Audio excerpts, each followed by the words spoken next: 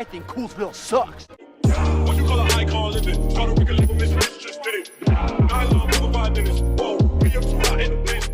Hey guys, it's Mayana, and today I'm going to be doing romance tropes that aren't so romantic. So I was watching It's Divya G, and she literally uploaded this video a year ago, but I have nothing else better to do with my life, so I just rewatched the old video. She did a romance tropes that aren't actually romantic, and I liked the video, and it was more so focused on like movies. So I was like, okay, well, why don't I do this with books?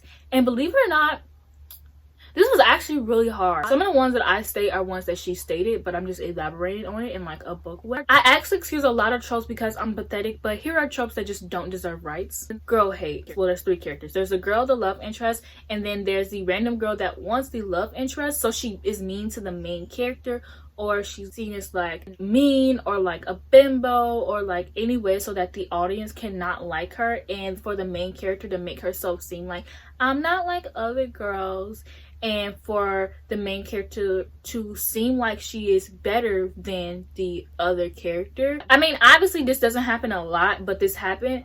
Like, this used to happen back in like 2012 and stuff like that. Luckily, we don't really have like girl hate a lot. There are books where like the love interest will have like a girlfriend and the main character wants him, and she excuses her wanting him because his girlfriend is so mean and she just doesn't deserve him.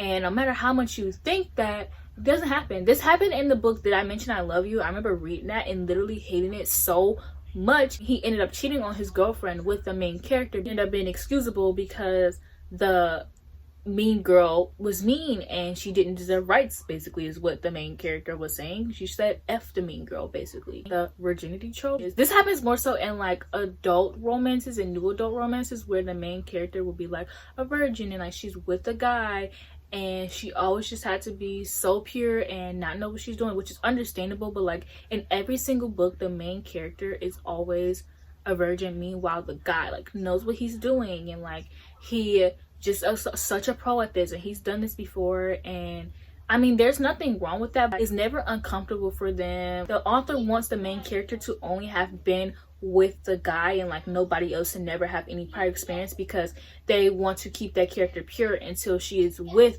the main guy. And I don't like that. And so the next trope is the cheating trope. I actually brought this up earlier when I talked about girl hate, and I talked about how like I first of all hate cheating in books. Like, I absolutely hate it. But this happened in Again But Better, kind of in the same like situation that Did I Mention I Love You happening, where the guy, the love interest, had a girlfriend, and the main character kind of saw herself as better than the girlfriend, or saw herself as more perfect for the love interest than the girlfriend was. So they just don't care that they have a that they're in a relationship, and it's just like, okay, whatever. Like, I hate cheating in books. I know that the same thing also happens in Anna and the French Kiss, where the main guy has a girlfriend. I mean, I've never read Anna and the French Kiss, but I've seen all the rant reviews. I love rant reviews, so I've seen every single Anna and the French Kiss rant review there is out there.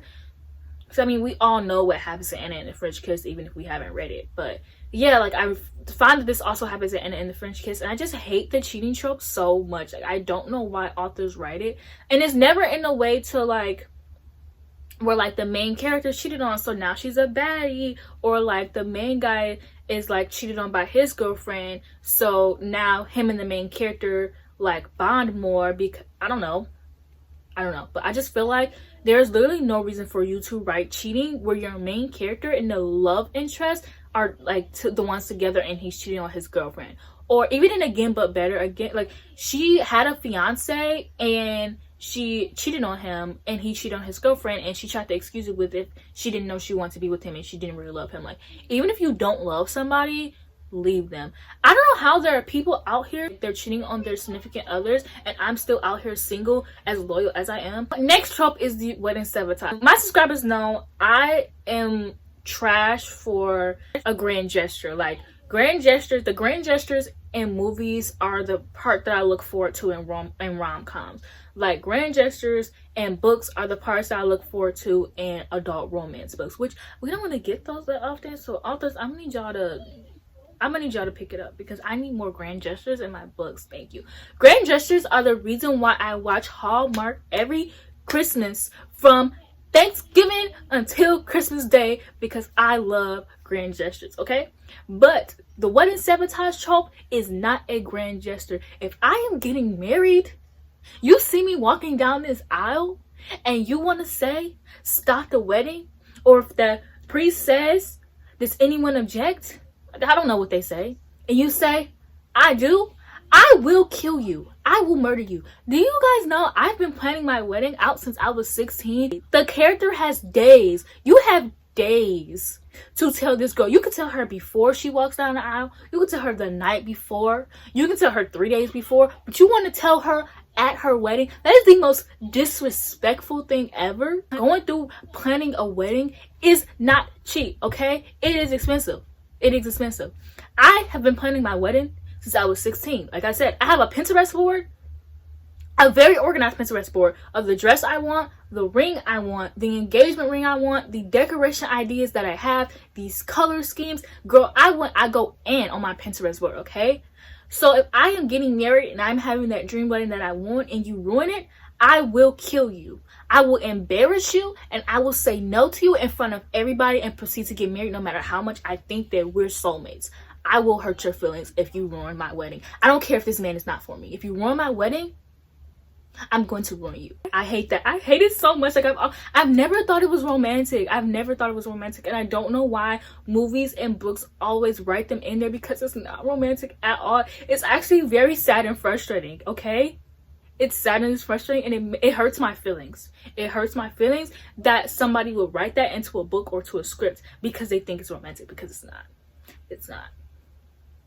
Now that I'm done being dramatic, the next trope is the jealous guy trope. Now, of course, this doesn't happen in books anymore, but it used to. Thank God. I personally like when a guy gets jealous, obviously reasonably. Like, if I'm sitting here talking to a guy and you get jealous, I'm gonna leave you. Like, but reasonably, like if somebody else is flirting with me and you get jealous, like, or you see me with somebody that you knew I liked before and you get jealous, like, I love it. I'm here for it. But if you if you won't let me have guy friends because you're jealous, I'm gonna leave you.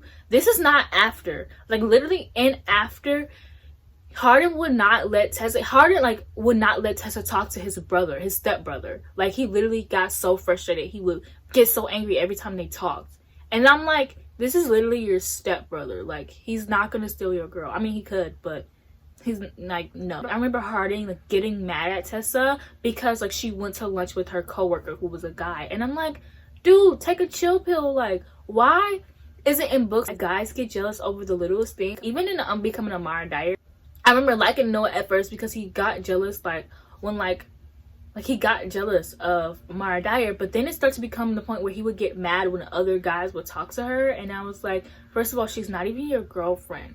Second of all, what is wrong with you? Like, what is wrong with you? Like, I don't know who started this trend of like getting jealous because like literally you're talking to another guy, or like not even like talking like that, like literally you're having a like a guy comes up to you and asks you for $1 and you give it to him, and then your lover is just sitting there like, okay, like, what is wrong with you? Why was that ever a trend? Like I stated, like I understand being jealous if like a guy that you used to date is talking to you, or a guy, not even like date like relationship wise, but like date, or a guy that you like used to like talks to you, or like I understand that. But like literally, if I'm having a conversation with my guy best friend and you're over here getting mad because I have a guy best friend, you gotta go. That is off the tropes before I end up, you know, before I end up getting more dramatic than I already am, if that's even possible. But yeah, let me know what you think of this video. Let me know your opinions, how you feel about these tropes. Follow my social media down below. I have a horror channel and a ASMR channel that I will be uploading on soon, and my social medias are all linked down below. Follow me on Twitter because I am funny and I always will make you laugh, and I have good tweets. And follow me on my Bookstagram because I'm aesthetically pleasing, and follow my Goodreads so you can see all the books that I read because I read a lot. So yeah.